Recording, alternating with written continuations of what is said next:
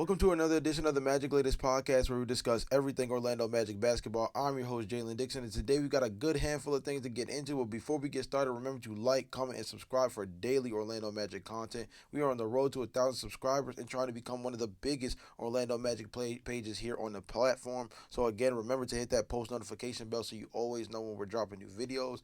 And let's go ahead and get right into it. Starting off with Franz Wagner once again, but we're going to talk about something a little bit different. Not his play with Team Germany, but we're going to talk about his all-star potential with the new potential round-robin system going into the all-star game format this upcoming season. There is a chance with the two USA-based teams and one world team that now the pathway for Franz Wagner to be a first-time all-star has pretty much parted like the Red Sea, man. I mean, he basically can walk right through. This seems like an auto bid all star next season as a guy who feels like a pretty decent lock to make the world team. If this guy already felt like he was going to propel himself into being considered as one of the top 24 players, regardless of what the player pool was, I feel pretty confident in saying now if there's going to be a world element that Franz Wagner is able to be one of the 8 to 12 best foreign players in the NBA next season.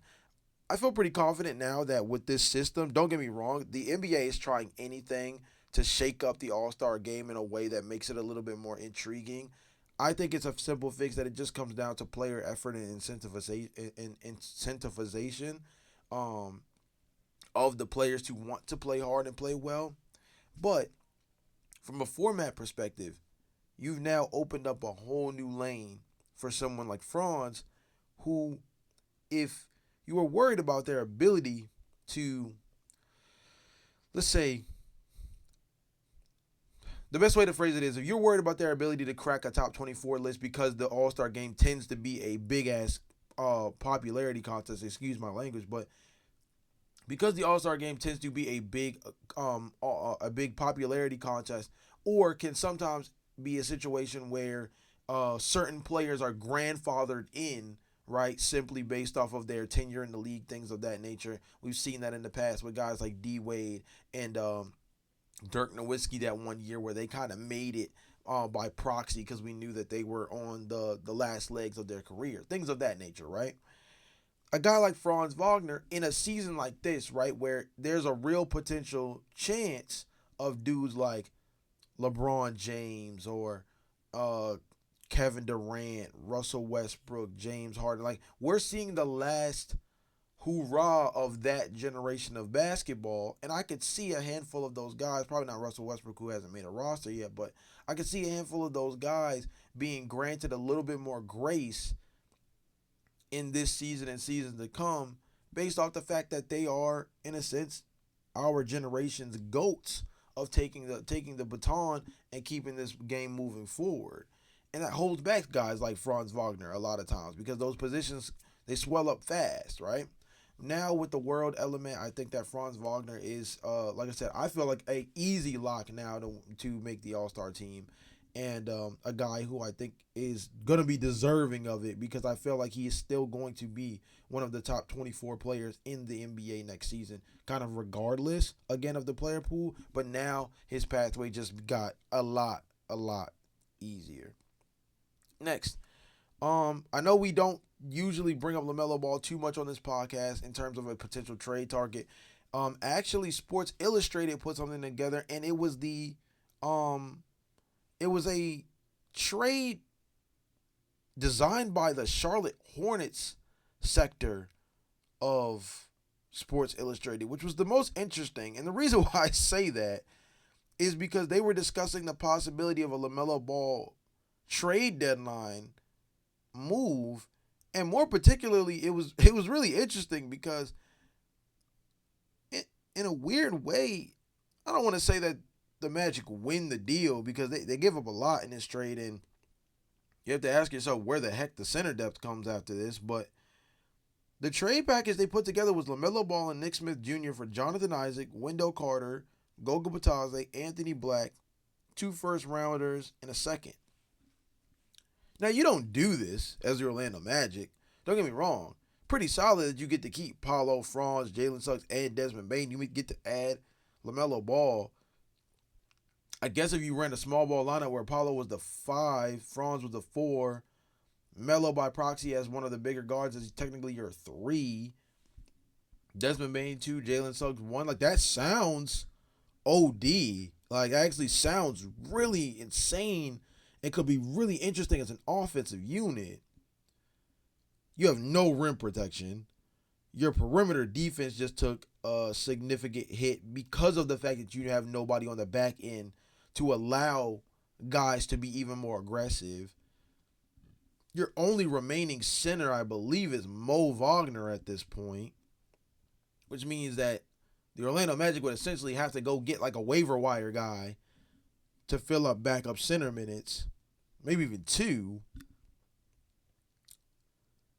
It's even more ball handling. Yes, he's a high level facilitator, so that can help get guys involved. Yes, he can be a high level 3-point shooter, which adds more spacing next to what is already a good 3-point shooting backcourt in Jalen Suggs and Desmond Bain.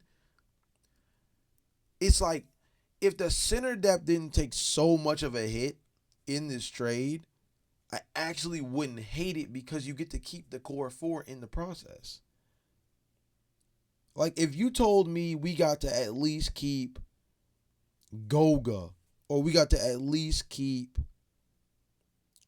See, it's hard because Ji gets paid the most at $15 million. So it's like if you told me that we got to keep Goga or keep Wendell Carter, like let's say you switch out Goga Batazde and we give you Jet Howard, right?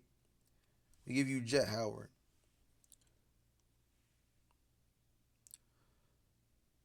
I still don't love it. I still don't love the trade, right? Because then Goga Batazde. Yeah, that's tough. See, that's tough. Because Goga Batazde is our starting center at that point, probably. Mo Wagner gets the backup minutes. And then you have a situation where, yeah, no, that's tough. That's tough. You guys can't tell, like, I'm almost kind of sick to my stomach trying to, like, figure this one out. And the reason why is because LaMelo Ball as a talent would be a really good acquisition, right? Let's break this down. LaMelo Ball as a talent would be a great acquisition.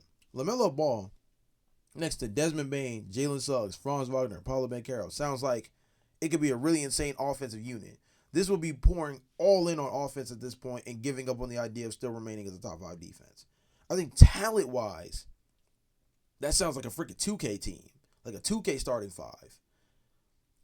If the goal is to essentially either give up on the being a top 5 defense and pour into just being one of the most potent offenses in the league, then you make this trade. But I think giving up the defensive identity of the Orlando Magic actually is more detrimental than the talent upgrade. And that's why I'll say that even though I like the acquisition of LaMelo Ball without it being at the expense of any of the core 4, giving up Jonathan Isaac, Goga Batazde, and Anthony Black feels like a very significant core, even Wendell Carter Jr. to a certain extent. It gives up a significant core of what the defensive infrastructure of this team has become over the last 2 to 3 years. I understand that you have to give them all up in order to make the money work. I just wish at bare minimum, especially the big men, I wish at bare minimum we could keep one of them, given the fact that basically this is giving up every single center on the roster. So I'm a hard pass. You guys let me know in the comment section down below how you guys feel about the trade yourselves. I mainly thought this was interesting because this was the Charlotte Hornets Sports Illustrated page that drew up this trade. I would have thought that this was an Orlando Magic page favoring the core 4 of their team and trying to get LaMelo Ball without having to give up on any of the other core guys. But instead, it was actually a Hornets page that was like, hey, we'll take your depth for LaMelo at the trade deadline. And I was like, that's an interesting angle.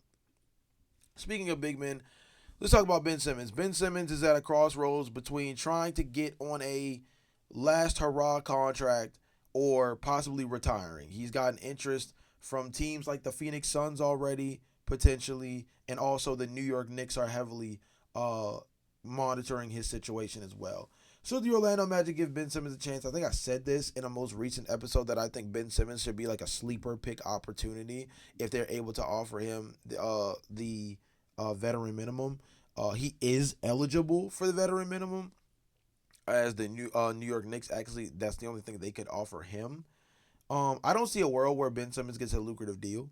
Mark Stein is no longer his representation either, which means that this is going to be a little bit tougher because now instead of him having kind of this like well trusted inside source type of person from a management standpoint who has pretty good relationships around the league, like this is going to be a lot of him having to survive off of what have you done for me lately, and it has not necessarily been great for Ben Simmons over the last 2 to 3 years. I do not see a lucrative contract in Ben Simmons' future.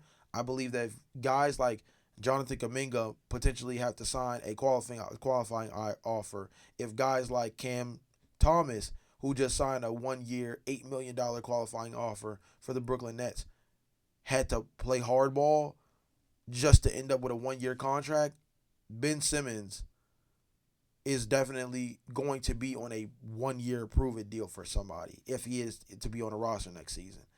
The likelihood of him retiring over being rostered actually sounds like it would be more likely for him to retire than to be on a team next season. If I'm being completely honest, he's in a similar boat to Russell Westbrook of very one-dimensional as an offensive player, has some other high-level defensive uh spurts that make you feel like okay he could be a decent if not above average perimeter defender. I think Ben Simmons has more capability on the defensive end than Russell Westbrook, but I think it's an effort thing with him more than anything and a health thing with him more than anything actually. I think Ben Simmons could be a solid pickup as a third or fourth big. If we got Ben Simmons, for example, maybe I feel a little bit better about that LaMelo trade package we just discussed. Because now we have another backup center type along with someone like, I guess Mo Wagner will be the last one still remaining after that, like I mentioned before. So we have a solid backup center type still, even after giving up all of that depth. Maybe I feel a little bit better about it. But Ben Simmons is not like a traditional five either. He's more of a point center type that can help initiate offense, be a high level passer. Can't shoot, but can be a good slasher here and there off the ball. Could be a decent rim runner. That's the biggest thing. Ben Simmons is such an anomaly in terms of how he fits, particularly on the offensive end nowadays, that the idea of even taking a flyer on him is you trying to figure out a way to like integrate him into your roster as opposed to him being a fit for an ideal team. I think Ben Simmons is going to mess around and end up retiring, or I think he's going to end up sitting on the shelf for a full year before making a real decision. I think there's a reality where Ben Simmons does not play on a roster next season, but I would not be upset if the Orlando Magic decided to throw him a little 1 year proven deal contract in a situation where they can maybe squeeze a little bit of the last bit of potential he still has out and see if it can produce, high level, mainly on the defensive end production at the backup center position. Last but not least, let's end with one of the most disrespectful things I've seen all summer, which is the USA Today did their most recent post Memorial Day power rankings as we get closer to training camp. And they placed the Orlando Magic at 13. Now, if this was just a bunch of Western Conference teams in front of the Orlando Magic, all right, okay, fine. No. The New York Knicks are 4. The New York Knicks are 4. The Boston Celtics are 9. Excuse me. The Cleveland Cavaliers are 5. The Knicks are 4. Cleveland Cavaliers are 5. The Celtics are 9. The Pistons are 10. And the Pacers are 12. Yeah, you heard that right. USA Today has the Orlando Magic as the 6th best team in the Eastern Conference, behind the Detroit Pistons, and an Indiana Pacers team and a Boston Celtics team that both are going to be without their best player next season. A Boston Celtics team who practically did a fire sale this summer, trading Drew Holiday, moving off of Kristaps Porzingis, essentially going to be losing Al Horford in free agency. Like, they're already trying to ship Anthony Simons out after acquiring him. The Indiana Pacers are going to have to rely on Pascal Siakam being their best player. Not a bad thing, but in a season where you no longer are going to have Tyrese Halliburton for at least the entirety of this year, and you just traded Miles Turner, which means your center rotation situation has big questions, with Isaiah Jackson probably being your main guy to consider at the starting center position.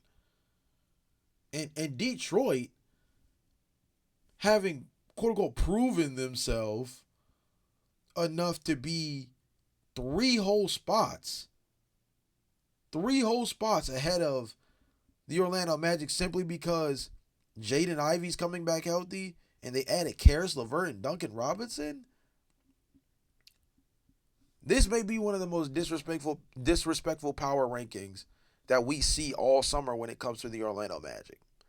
I'm not necessarily sure what the criteria on this was, and when I went through the article, I was very intrigued because I understood the love for the Western Conference in the very beginning, but these power rankings, they're not made based off of who made acquisitions or what kind of acquisitions were made. These power rankings were made based off of who they believe are the best teams entering training camp. There cannot be a world where you think that the Detroit Pistons, Indiana Pacers, and Boston Celtics are all definitively better, by the way. Because, again, Boston was at 9. Detroit was at like this is actually really interesting. To take it a step further, Milwaukee, who has Giannis and Miles Turner, they're at 16. Atlanta, who a lot of people think had the best offseason of anybody this summer, getting Kristaps Porzingis, Nickeil Alexander-Walker, you add Luke Kennard, you get back a healthy Jalen Johnson.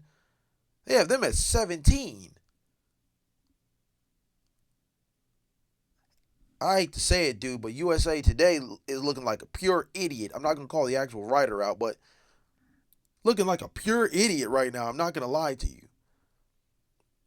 I would have even taken you putting the Atlanta Hawks over Orlando if you just wanted to completely glaze their offseason. But the Celtics and the Indiana Pacers are better than the Orlando Magic with their current situations right now. I don't know what's good stuff you're smoking, but keep it to yourself. It's a dangerous thing you're messing with.